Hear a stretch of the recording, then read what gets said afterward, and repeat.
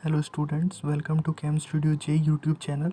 तो आज मैं आपके लिए जेई मेन 24 फरवरी शिफ्ट 1 का केमिस्ट्री का पेपर लेके आया हूँ और देखेंगे कि किस तरह का क्वेश्चन 24 फरवरी को पहला शिफ्ट में पूछा गया।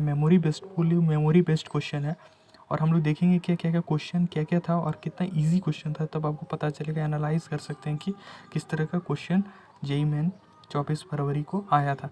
तो हम लोग आपके साथ साथ सॉल्व कर रहे हैं। तो मैं आपके लिए सब क्वेश्चन लेके आया हूँ। तो जिस तरह से मैं आपके लिए हेल्प में लगा हुआ, तो प्लीज़ आप मेरे अभी यूट्यूब चैनल को सब्सक्राइब कीजिए, शेयर कीजिए एंड लाइक कीजिए। Thank you. तो क्वेश्चन को आपके लाइन बाय लाइन सॉल्व करता हूँ। तो पहला क्वेश्चन था कि which coordination number of atoms in BCC lattice. एक मेमोरी बेस्ड क्वेश्चन है। अगर जिसने भी एनसीईआरटी भी लगाया होगा तो ये क्वेश्चन को इजीली क्रैक कर लेगा कि कोऑर्डिनेशन नंबर पूछा गया है कि बीसीसी का कितना है। तो मैंने एक ट्रिक बताया था कि अगर सिंपल अगर होगा, सिंपल क्यूबिक, बीसीसी, एफसीसी और एचसीपी, ये तीन ही सिस्टम होता है और तीन सिस्टम में इसका 6 होता है, इसका 8 होता है और इसका 12 होता है। ये दोनों का 12 होता है और बीसीसी का 8 होता है, तो इसका क्या हो जाएगा, सिंपली 8 हो जाएगा। तो ये सिंपल सा मेमोरी बेस्ड क्वेश्चन था। दूसरा कॉम्पोजिशन था कि एलॉय के बारे में पूछा था, गन मेटल एलॉय में क्या होता है, यानी एलॉय जो है गन मेटल में कंपोजिशन क्या होता है। तो मैंने एक ट्रिक दिया था। ट्रिक क्या था, ट्रिक आपको याद रहना चाहिए कि simply jacket, you have to remember the trick, that is jacket. Jacket means zinc, that is zinc copper plus tin, this is your trick. तो ये अगर आपको याद था तो ये डायरेक्टली बेस्ड क्वेश्चन था, इजीली आप क्रैकेबल था। अगर आपने मेमोरी ट्रिक याद किया होगा, तो अगर ट्रिक भी पढ़ा होगा तो इजीली ये 8 नंबर आपके इजीली हैंड टू हैंड आ जाएंगे।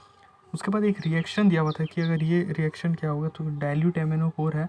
तो हम लोग जानते हैं कि we know that this is a Baeyer's reagent. और बेयर्स रिएजेंट्स क्या करता है, बेयर्स रिएजेंट जो होता है वो सिंपली क्या करता है, OH का एडिशन करता है, सीन एडिशन करता है।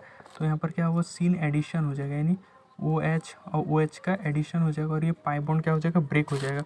और यहाँ CrO3 है, ये 3 डिग्री अल्कोहल है, ये 2 डिग्री अल्कोहल। तो हम लोग जानते हैं कि 2 डिग्री अल्कोहल में यानी ऑक्सीडेशन हो सकता है 3 डिग्री, एज यूजुअल जैसा है कि तैसा रह जाएगा और ये ऐसा ही रह जाएगा। और यहाँ पर सिंपली क्या बन जाएगा, कीटोन बन जाएगा, क्योंकि ये 2 डिग्री है। तो देखिए कितना इजी क्वेश्चन आया था आपका जेई मेन में। उसके बाद नेक्स्ट क्वेश्चन था कि forces which are responsible for the stability of alpha helix of protein. हम लोग जानते हैं ये अगर NCERT line by line NCERT है, एच बॉन्डिंग इसका आंसर होगा, एच बॉन्डिंग। ये एकदम लाइन बाय लाइन अगर एनसीईआरटी जिसने पढ़ा है, और अभी भी टाइम है कि अगर जो है जेई मेन देने वाले हैं एनसीईआरटी का रट लिए, तो सिंपली उनका काम हो जाएगा। नेक्स्ट क्वेश्चन था सिंपली एक रिएक्शन मैकेनिज्म है जिसमें आपको रिएजेंट पूछा है, रिएजेंट क्या क्या होगा।